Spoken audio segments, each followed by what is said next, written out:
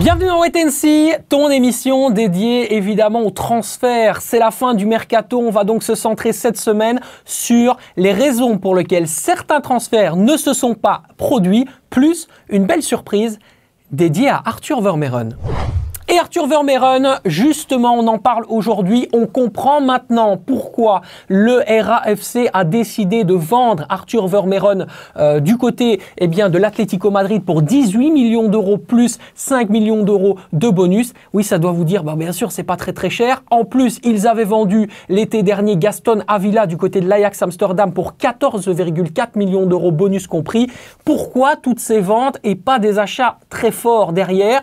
Ils n'ont acheté qu'un prêt payant pour Elliot Matarazzo en fin de mercato, histoire de remplacer Vermeeren. Eh bien, tout simplement parce que la dette et les pertes de la saison dernière du Royal Antwerp Football Club se sont élevées pour la saison 2022-2023 à 46,5 millions d'euros. Jamais un club belge n'avait encaissé une telle perte sur une saison. Voilà donc, et on comprend donc maintenant aisément mieux pourquoi Vermeeren est parti du côté de l'Atleti et qu'on l'y a plutôt poussé.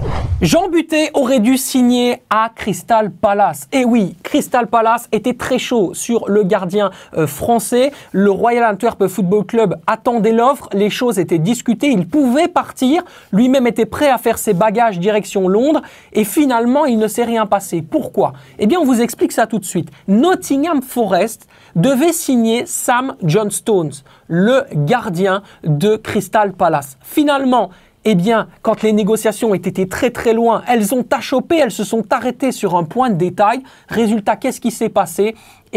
Nottingham Forest a dû se retourner très rapidement et finalement, ils n'ont pas pris le gardien de Crystal Palace, ce qui veut donc dire, vous le savez, que Jean Butté est resté du côté de l'Antwerp Football Club.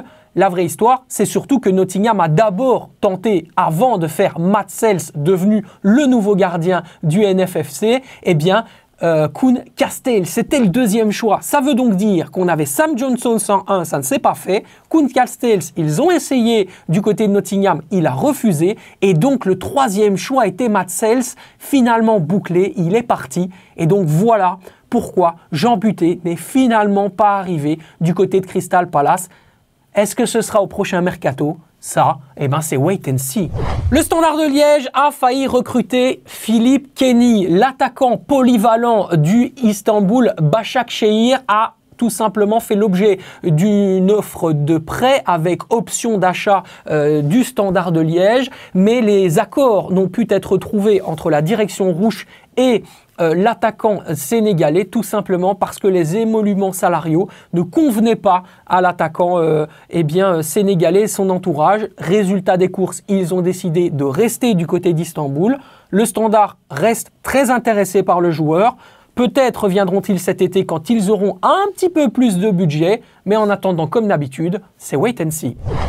Arnaud Bodard, le gardien du Standard de Liège, a été approché par le Racing Strasbourg dans les dernières minutes du mercato. Certains parlaient même d'une offre, mais il n'en est rien, on a vérifié. Ce qu'on peut vous dire, c'est qu'effectivement, Loïc Désiré, le directeur du recrutement, a approché les représentants d'Arnaud Bodard, tout simplement pour leur dire qu'ils étaient intéressés par le joueur. Mais très rapidement, la décision en interne du côté du RCSA a été de ne pas recruter de gardien cet été, de prendre le temps tout simplement d'évaluer la possibilité et surtout une chose, de mettre en avant le talent déjà au sein du club, en l'occurrence Ala Belarouche. Ce week-end, Ala Belarouche a arrêté un pénalty face à Kylian Mbappé. La direction de Strasbourg est donc confortée dans sa décision. Arnaud Bodard voulait aller du côté du Racing Strasbourg. Il était intéressé. Malheureusement, il n'y a pas eu d'offre et donc les choses n'ont pu se concrétiser. Mais pourquoi pas, peut-être, cet été.